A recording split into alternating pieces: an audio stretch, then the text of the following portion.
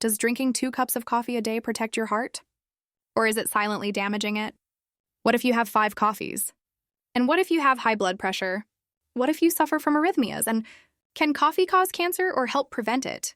Stay with me because in the next few minutes, I'm going to reveal the secrets, myths, truths, and risks of coffee based on the most recent evidence.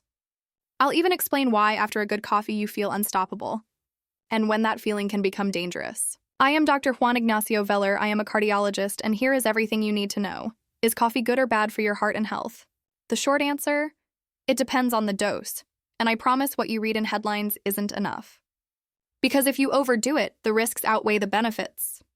But if you are within the safe range, the results may surprise you. Now wait, how much is too much? How much is too little? And how can you measure it without doing weird calculations? Look, science says that an acceptable dose for most adults is up to 400 milligrams of caffeine per day. What does that mean? In real life, that's between 3 and 5 standard cups, about 236 millimolars each, served in the classic way. But be careful, if your cup is bucket-sized, adjust the count. Important. That number is safe for the average person, but there are exceptions, which we'll get to later. As I promised, let's start with the benefits backed by science. There are huge studies, like the one published in the New England Journal and others presented at the European Society of Cardiology, that studied more than 450,000 people. Yes, 500,000 people followed for over 15 years. The result? Lower risk of death, lower risk of heart attack, lower risk of stroke if coffee is consumed in moderate amounts. Incredible? Keep watching, I'll explain why this happens. When we drink coffee, we're not just drinking caffeine. Coffee contains potassium, magnesium, vitamins, and antioxidants like polyphenols. All of this together seems to have a protective effect on arteries, the heart, and even metabolism. The antioxidants neutralize free radicals, unstable molecules that speed up cellular aging and cardiovascular damage. So it's not just about waking you up, it's so much more. Now, you may have come across warning news about a substance called acrylamide, present in roasted coffee, which could, in theory, be linked to cancer. Is this substance really dangerous in coffee? Large studies, even entire reviews by the IARC, International Agency for Research on Cancer, have not shown that drinking coffee up to the safe limit, 3 to 5 cups per day, increases cancer risk. But there's something even crazier. A lot of recent evidence shows that coffee might reduce the risk of liver, breast, and oropharyngeal cancer. It's not absolutely proven that it prevents these cancers, but the trend is so strong that today it's considered potentially protective against these diseases. Don't go away, because what you're about to hear could change the way you relate to coffee forever. How does coffee act on your brain? Why does it make us so awake, alert, and almost invincible for a while? The key is how caffeine works.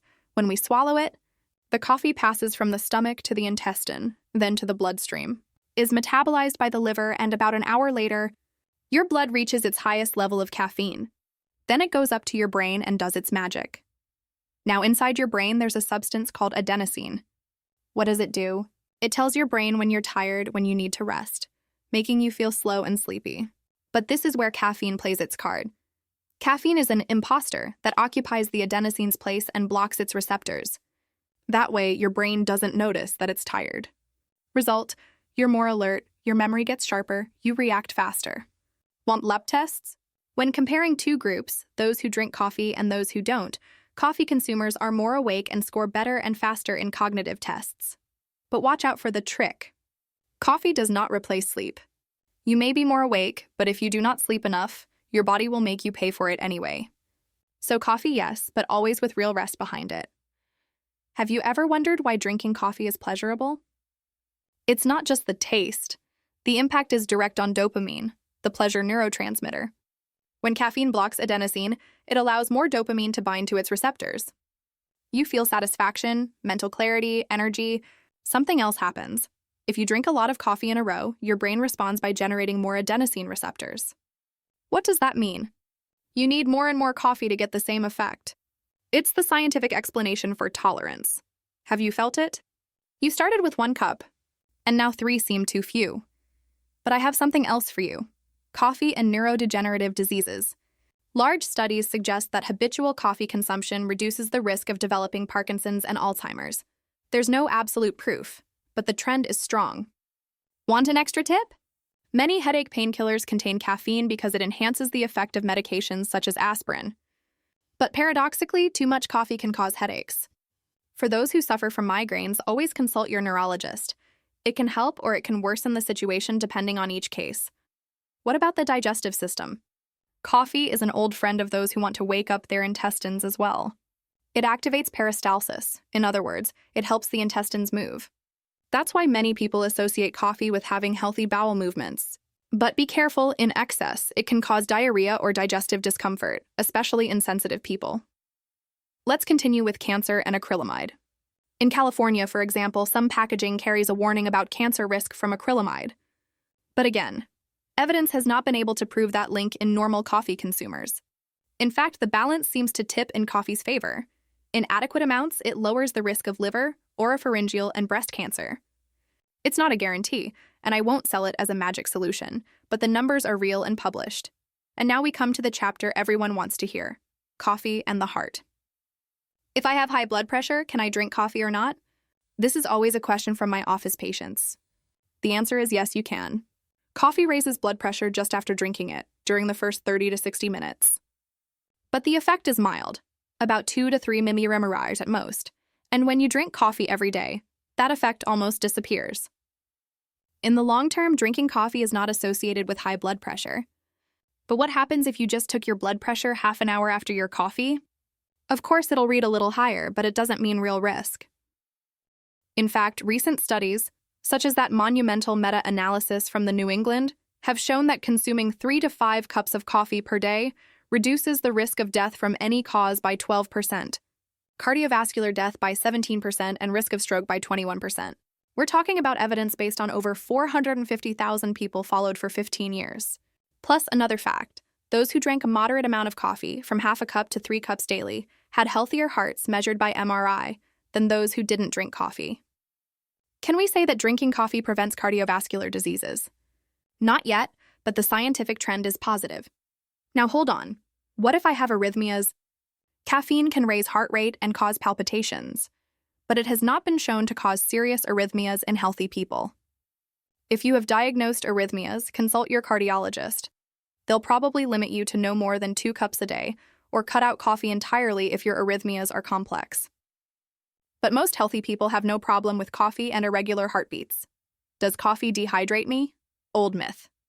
Coffee has a mild diuretic effect, but it does not cause dehydration if you keep your intake within the healthy range. When you drink coffee, you're still hydrating. Yes, you can count coffee as part of your daily liquids. Now, a fact for those who suffer from heartburn or stomach pain after coffee. This can happen because coffee stimulates stomach acid production.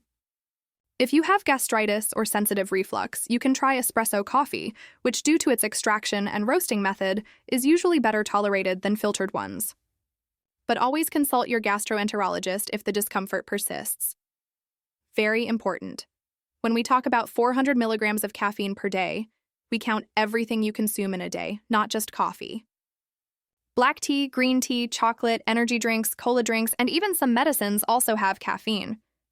If you add it all up and go over those 400 milligrams, your chances of insomnia, tremors, palpitations, irritability, digestive discomfort, and potential problems increase. Are there people who should be more careful? Yes. Pregnant women. Evidence suggests limiting caffeine to less than 200 milligrams per day. Some guidelines suggest avoiding it altogether. Teenagers and children should never have significant amounts of caffeine. They are more sensitive. People with complex arrhythmias, severe insomnia, anxiety disorders, or active gastric ulcers should check with their doctor before deciding. Can coffee cause intoxication? You would need to consume very high amounts, more than 10 cups of coffee at once, for dangerous intoxication with severe symptoms like seizures. But even before that, if you exceed 400 milligrams, you may experience palpitations, anxiety, tremors, insomnia, and severe digestive discomfort. If this happens, stop and consult. Now, circling back for a second to the myth of coffee as the villain of the heart, do you know where it comes from? In the 80s and 90s, studies showed that those who drank coffee smoked more, ate worse, and exercised less. Coffee ended up linked to smoking and poor nutrition. But it wasn't the coffee, it was the combo. Today, well-designed studies separate out those confounding factors and show that coffee itself does not cause those risks. Before wrapping up, 2 powerful reminders. First, black coffee is not the same as coffee with sugar, cream, syrups, or whole milk. Many of the benefits are lost if you load it with sugar or saturated fats. Black coffee is what has shown benefits. Second, don't obsess. If you haven't been drinking coffee, you don't need to start just because you saw this video. The benefits exist, but your body can be just fine without it. You surely want to know if coffee can make you addicted.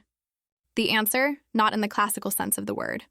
It does create tolerance. You need more and more for the same effect. If you stop abruptly, you may feel tired, sleepy, have a headache, or be irritable for a few days. But those extra receptors turn off quickly, and after a few days you stop noticing and can go on with your life just fine. Let's recap the essentials. Up to 400 ml of caffeine, that is 3 to 5 standard cups of coffee a day, is safe for most healthy people. Associated with lower risk of death, lower cardiovascular risk, and potential protection against several types of cancer and neurodegenerative diseases. Overdoing it can disrupt your sleep, mood, heart rhythm, and digestive system. If you have high blood pressure, you can drink coffee, just avoid measuring your pressure right after, because it will give false positives. If you have arrhythmias, severe insomnia, or heart problems, always consult with your doctor. And if you feel digestive discomfort, try less acidic varieties, but ideally consult. And I want to leave you with this final message. Coffee is neither the devil nor a panacea, but if you drink it in the right dose and with a healthy lifestyle, it can be a great ally and not your enemy. The key is moderation and listening to your body. Did we talk about dopamine? Now you understand why coffee puts you in a good mood and why that smell of freshly brewed coffee instantly lifts your spirits. About the heart? Now you know that not only is it not a villain, but if taken wisely, it could even protect you. Did you think coffee was dangerous? Today you discovered that the answer was actually in the dose and the context. If you found this useful, hit like, tell us in the comments how many cups you reach on a busy Monday, and let me know what other drink or food you have doubts about. Subscribe and turn on notifications to unlock the secrets of health, science, and the heart. I'm Juan Ignacio Veller, and I say goodbye with a coffee in hand. See you next time, and may your day be as energizing and healthy as your favorite coffee.